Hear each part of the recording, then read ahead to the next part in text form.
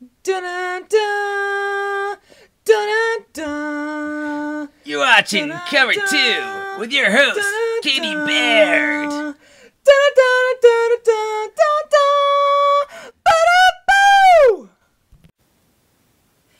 Hi folks, and welcome to Cover 2, where we cover you and your fantasy league. We begin this week's episode with a special Cover 2 alert. In an amazing upset this week, the Screaming Eagles have won over the first place Orelanders 101-77. Maurice Jones-Drew broke through with 31 points, and Ben Roethlisberger added 21 points to the Screaming Eagles. Meanwhile, for the Orelanders, Drew Brees was no longer the bee's knees, throwing for 0 touchdowns and earning only 4 points. Now it's time for Lame Game of the Week. The lamest game this week was by far between the Unstoppable Pats and against the Lucid Bogies. The Unstoppable Pats won with only 67 points, the lowest winning total so far this year. Lame! And the Lucid Bogies scored only 45 points, the lowest total score this year. Lamer! Tom Brady led the Unstoppable Pats with 17 points, but 3 of their players only scored 1 point.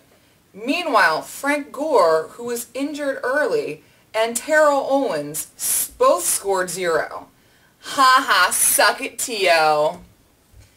Other scores from this week were as follows. Get Your Popcorn Ready held on for a 1-point win over the Zambonis on Monday night, 93-92 points. Jason Witten came up 3 yards short of creating a tie. Way to go there, Witten.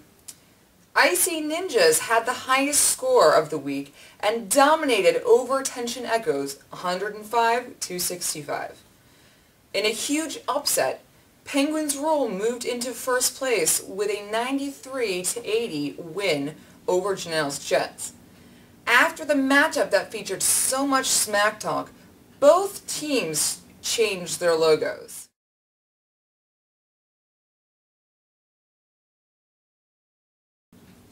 Looks like Janelle needs a new stylist/makeup artist team.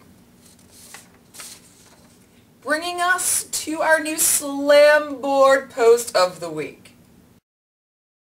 This week's Slam Board Post comes from the loudmouth Stephen Gagnon, owner of the Penguins Rule, and is titled Reflections from the Top. Lucid Bogies are really dim. Tension Echoes need to loosen up. Screaming Eagles seem to be whimpering. Zambonis should really stick to hockey rinks. Get your popcorn ready. All that poppin', not a lot of points. Unstoppable Pats have in fact stopped. The Orelanders, I still don't know what they are. Icy Ninjas are melting fast. Janelle needs a total makeover. And the Penguins, well, they just rule. Now it's time for Kickoff Corner, where we review this week's upcoming matches. This week's matchup should separate the men from the boys, the weak from the strong, and the intelligent from the lucky. We have a pair of matchups between 2 and 1 teams this coming week. Second place Icy Ninjas are paired against third place the Orelanders, while the 4th place Unstoppable Pats are playing the 5th place Janelle's Jets. And we'll see if the Penguins Rule will be able to maintain the lead in this week's standings when they're matched up against Lucid Bogies. And now it's time for everyone's favorite message board post of the week. It again comes from Nathan Hanko, owner of the Screaming Eagles, and he calls it News from the Land of Ore. Anguish, despair, and darkness. All of these are upon us, for the Screaming Eagles have landed in our midst. The villagers have been eaten, and the castles conquered. The burning ruins stand as silent witness to the downfall of Sir Drew Brees. Boldly he strode forth into battle, declaring himself victor, and all the nations were with him. but he fell victim to terror as the dark wings of death swooped over him. Why, oh why did we place our trust in him? He is naught but a coward, and is ne'er fit to rule again. We cried out to him, "The eagles are upon us! The eagles are upon us!" Yet he did nothing, except trembling, fall to his knees, and seek mercy where there was none to be had.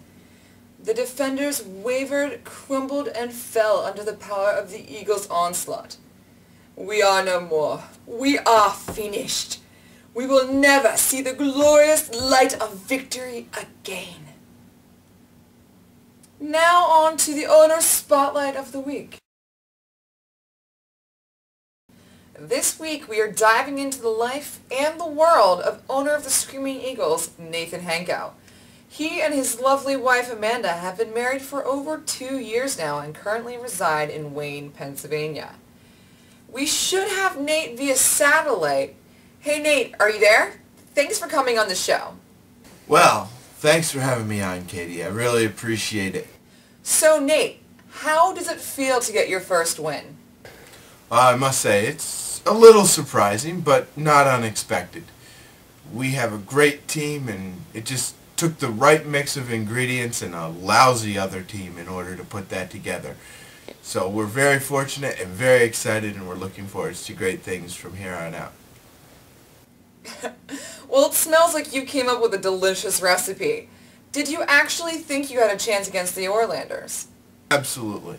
I did my pre-game homework, looked at their plays, figured they didn't have a chance against the Screaming Eagles.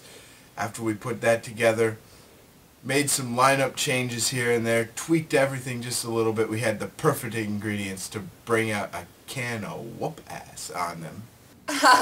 Oh, Nate. Now let's get to the question that everybody's wondering about. When you drafted the wide receivers Wes Welker, Kevin Walter, and Kevin Curtis, did you know they were all white? As you know, we are an equal opportunity employer here at the Screaming Eagles and embrace people of all creeds, colors, and talent levels. This leads to sometimes unpredictable results, but we believe that our focus on diversity will give us success in the end. Well, that's great news for Brandon Stokely. Well, Nate, that's about all the time we have, but thanks for talking with us tonight. Thank you very much, and have a great night, Katie. That's going to wrap up this week's episode of Cover 2, where we cover you and your fantasy league. See you next time, and until then, make sure to get your pets spayed and neutered. Good night, folks.